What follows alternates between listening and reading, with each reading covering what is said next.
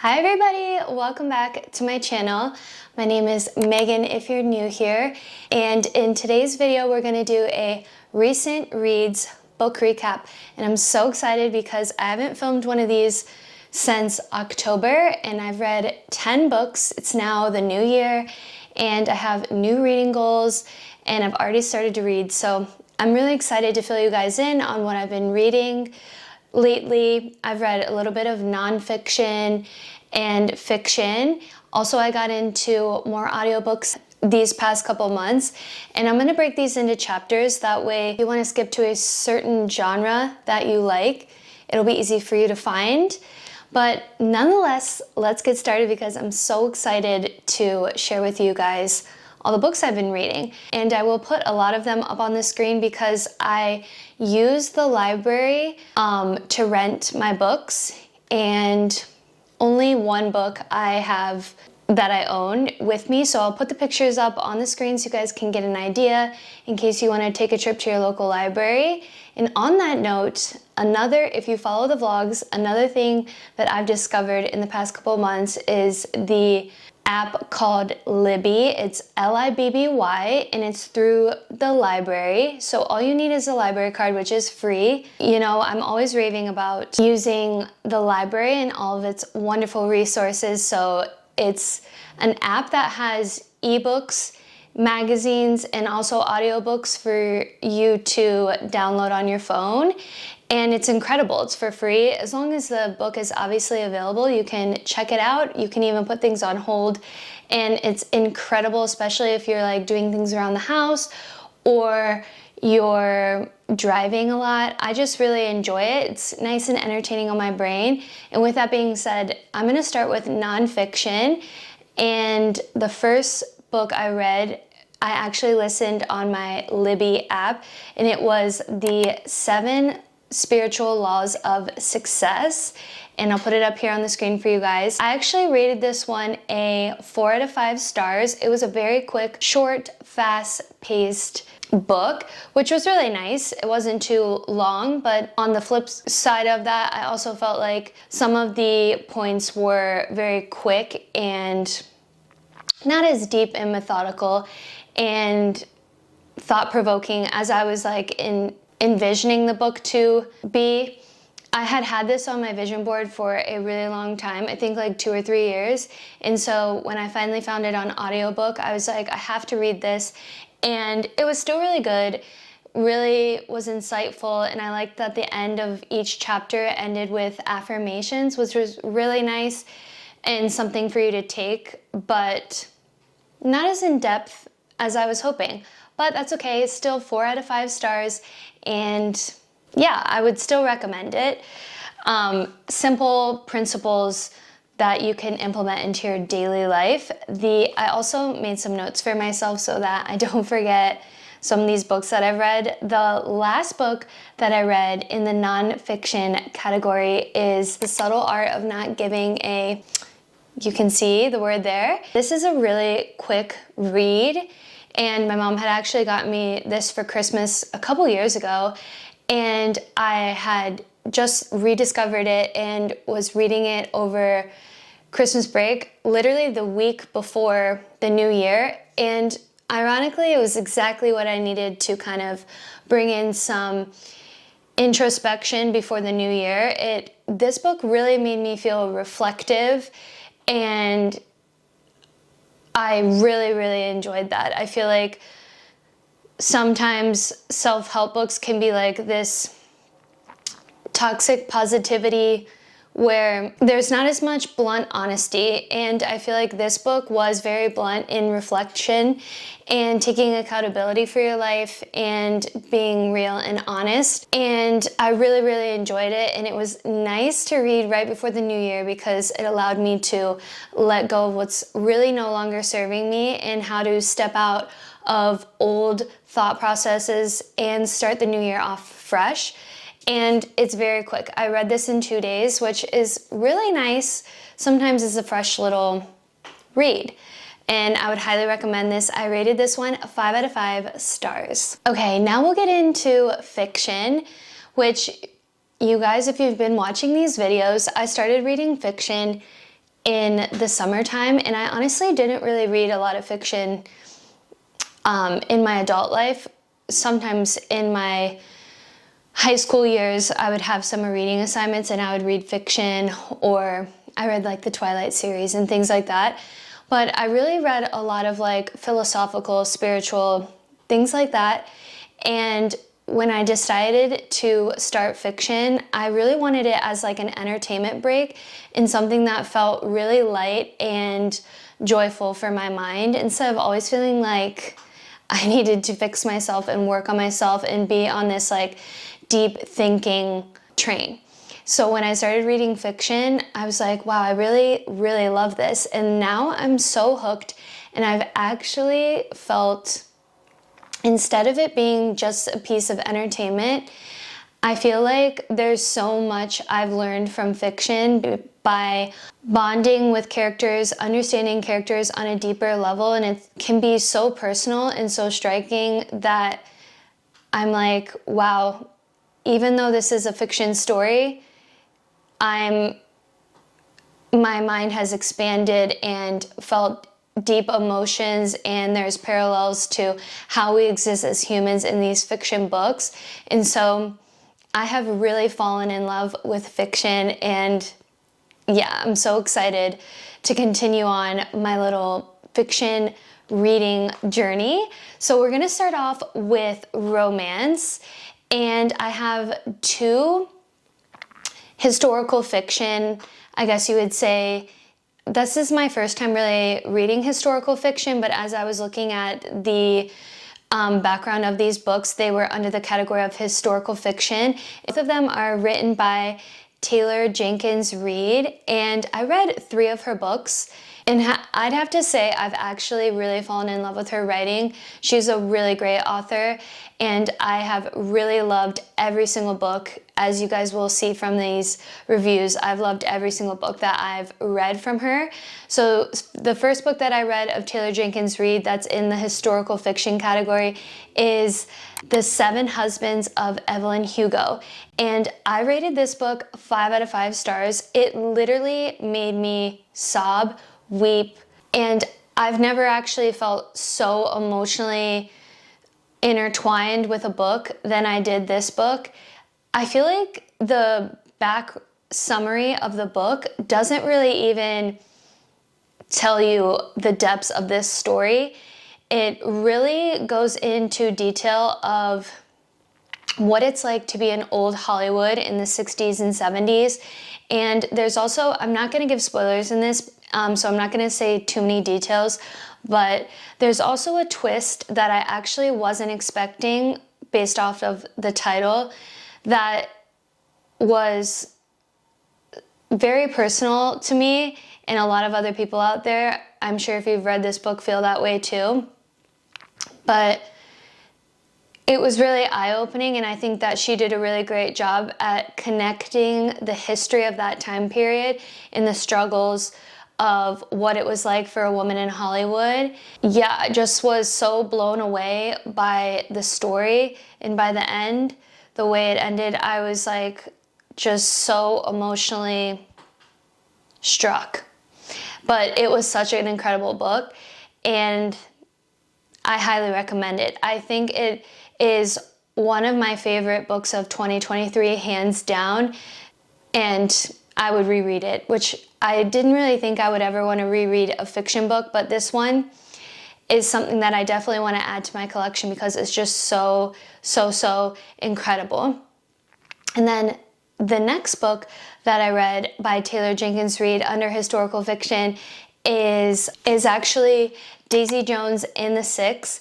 And this book was turned into a Amazon series, which I didn't end up watching the Amazon series, though after I finished the book, it did look kind of good, but I just didn't want to ruin what the book gave me. And this again was a great depiction of like the 70s rock and roll music, sex, drugs sort of outline and depiction of what it was like back then. And it also was intertwined with a love story, and it was just incredible. I really enjoyed how it was sort of a interview narration between all the characters. So there was like, I can't remember exactly how many characters, I'd say like 5 to 7 main characters of the band members. And I liked how it was like an interview of them expressing what life was like, and the ending threw me for a huge loop. I loved it. I rated this book 5 out of 5 stars. I highly recommend it. Maybe I'll end up watching the show, but for now, I want to leave the book as is. And then in the romance category, another Taylor Jenkins Reid book is One True Loves. And this book, again, I rated this one 5 out of 5 stars. It was so good. It's about a woman that has a husband that ends up passing away, so she thinks, when he went traveling for work. And she went through the grieving process, which the author, Taylor Jenkins Reid, does a wonderful job at really diving into grief and what that feels like and moving on with life. And so she's grieving, and then she tries to move back home and kind of pick up the pieces of her life. In the meantime, she finds a new love interest, and this isn't spoiling it because it's on the summary, but her husband re-enters her life and was never dead. And so it's kind of a tether between her husband and now her current love interest. And it's a really, really, really well-written story and a great connection between all the characters. You feel really deeply for the main character and what she's feeling through this whole experience, and I highly recommend this book. This one was also turned into a movie on Amazon, but honestly, when I watched the trailer, it was kind of giving Hallmark, and I was thinking, I don't want to ruin the book and how good it was, so I just left it as is, but it is also turned into a movie on Amazon if you want to check that out after you read it. The next romance I read was actually on Libby, the Audible app that I was talking about through the local library. And this one was Normal People by Sally Rooney. And this book is extremely popular. I've seen it on some of people's favorite reads of 2023. And it kind of makes me feel bad because I rated this actually a 2 out of 5 stars. I honestly didn't, okay, let me rewind. This story is about 2 kids that grow up in different like socioeconomic upbringings, and they sort of have a thing in high school and then they go off to college, and it's kind of this like back and forth romance of them like self-discovering as well as, you know, having this emotional connection between the 2 of them through all these years and all these things that happen in life. And I felt like it was really frustrating as the reader that the characters couldn't communicate properly, and it just felt really young and slightly immature of a read, and maybe that's because I'm a little bit past that time period in life, and maybe if I was a little bit younger, I would feel connected to what the characters were going through. But I personally, when I was listening to the book, I was like, oh, this is like annoying, you know, if that makes any sense. I feel bad kind of saying that, but at the same time, that is my opinion. And so I unfortunately gave this one a 2 out of 5 stars, and I'm open to reading more of Sally Rooney's books, but yeah. And that's all for the romance. The next category, and I think starting to become my favorite category, is the thriller / mystery genre. I'm really, really, really loving this category. I read The Silent Patient in 2023, and by far that was my favorite psychological thriller. And it really got me into reading more books in the thriller sort of like mystery category. So the first book that I actually read was right at the end of October, so it's kind of faint in my memory to remember this book, but I actually read the book Too Late by Colleen Hoover, and I gave this one a 1 out of 5 stars. And I actually really hated this book. I felt like the storyline was really predictable. So it's about a girl that is intertwined in a partnership with this drug dealer, and she kind of has to stay with him for certain reasons because her brother is ill and she's almost stuck in the situation. And then there's a detective going undercover as a college student to bust this drug dealer that she's dating, and he becomes the love interest of the girl that's intertwined with the drug dealer. And I felt like it was very predictable. Like, I don't want to spoil it, so I'm trying to be conscientious of what I say, but yeah, I honestly just felt like I was expecting what was going to happen, and I also just didn't love the abusive relationship. I felt like I didn't love reading that. And so I don't have much to say, but it was a 1 out of 5 stars. And I'm taking a break from reading Colleen Hoover. I really loved Verity in Too Ugly, but then when I read Too Late, I was just kind of like, I don't love this. So I've been exploring other authors and enjoying reading elsewhere, but maybe I'll try some of her books later, but that was a 1 out of 5 stars. The next book that I read in the thriller mystery category was actually on Audible, and it was Too Late by Frida McFadden, which I've wanted to read the Housemaid series by Frida McFadden, but it's been checked out at my library for so long. And I was like, well, at least this one's available. I can give it a shot. And I rated this one a 3 out of 5 stars. I felt like this was a little bit mediocre of a story. The main character grows up with a dad that is a murderer, and he does these in his basement. And there's currently a woman that's been murdered, and she's the patient of the main character, Nora. And so she's kind of being like pinned as the suspect of this case. And the ending is where it really picked up, I would say, the last quarter of the book. And the ending threw me for a big loop. So I ended up rating this one 3 out of 5 stars because it was decent, but not my favorite murder mystery / thriller. But a quick, easy read, and I'm still open to reading more of her books. So that was that. The next book I read was another Audible book on Libby, which was All the Missing Girls by Megan Miranda. And I gave this one a 2 out of 5 stars. Not that great, but that's okay.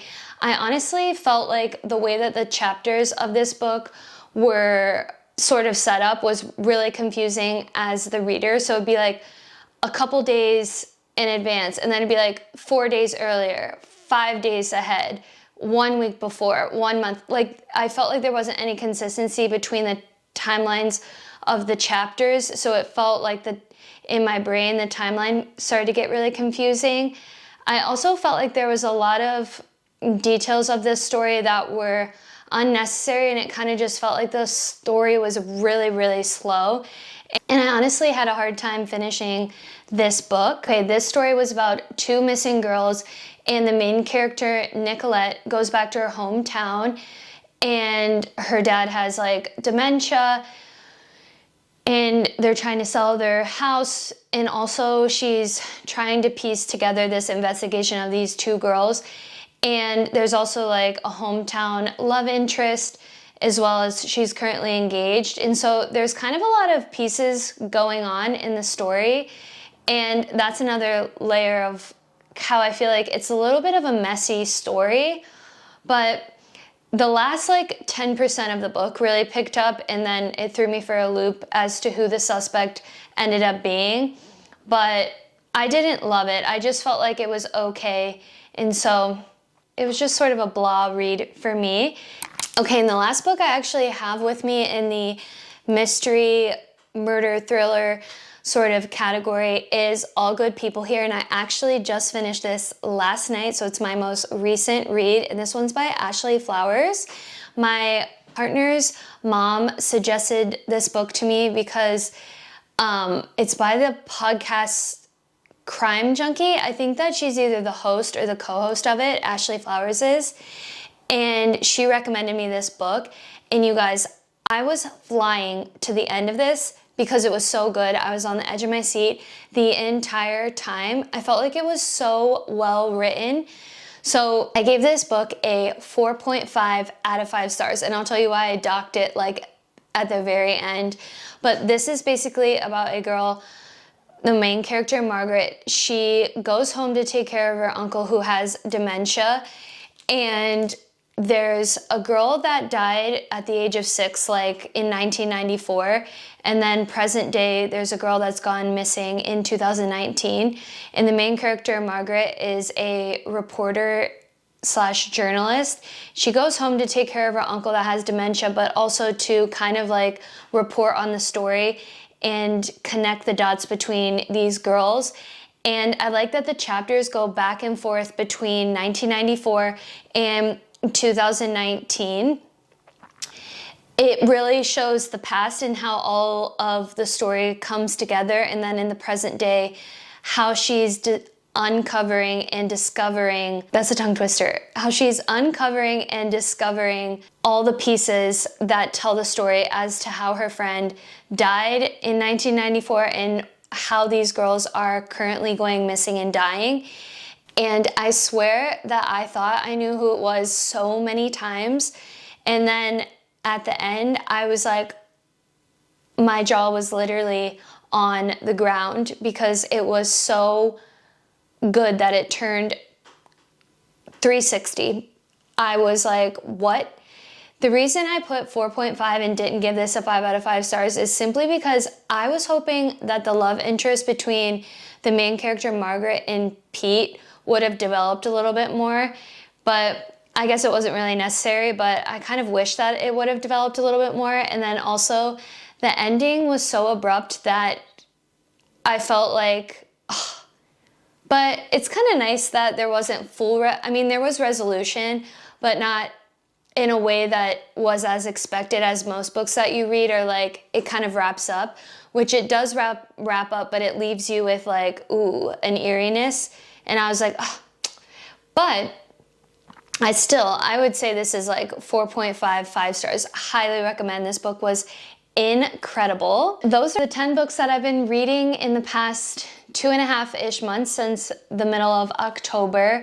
And for 2024, I have a goal of reading 50 books, and I've already feel like I've started out really strong so far by reading All Good People Here. And I'm really excited to dive into some more books. I've picked up some from my library I'm going to share with you guys. And I'm also listening to the audiobook Educated. It's a memoir about a woman that grows up in a survival fundamentalist household, and it's crazy. I think I'm 50% of the way through. It's highly recommended, and I'm actually loving it so far. The next 2 books that are on my reading list are The Quiet Tenant, and this is another thriller murder mystery. This is about a man that has a secret of being a murderer. He's murdered 8 women, and he's on his 9th, and the hostage is actually living in their house. But him and his daughter, they live together. They have to move in order to bring the hostage with him. He has to intertwine her into his personal life. That way it doesn't become suspicious. And it seems like it gets really juicy. I've heard great things about this book, so I'm excited to read this one. And the next book that I have rented from the library is The Secret History by Donna Tartt. I've wanted to read a lot of books by Donna Tartt for a while. I think the other one is called like Goldfish or Goldfinch, something like that. But this one is kind of ominous, where I don't actually know what the entire plot is, but I feel like it's kind of nice to have an open mind for a book.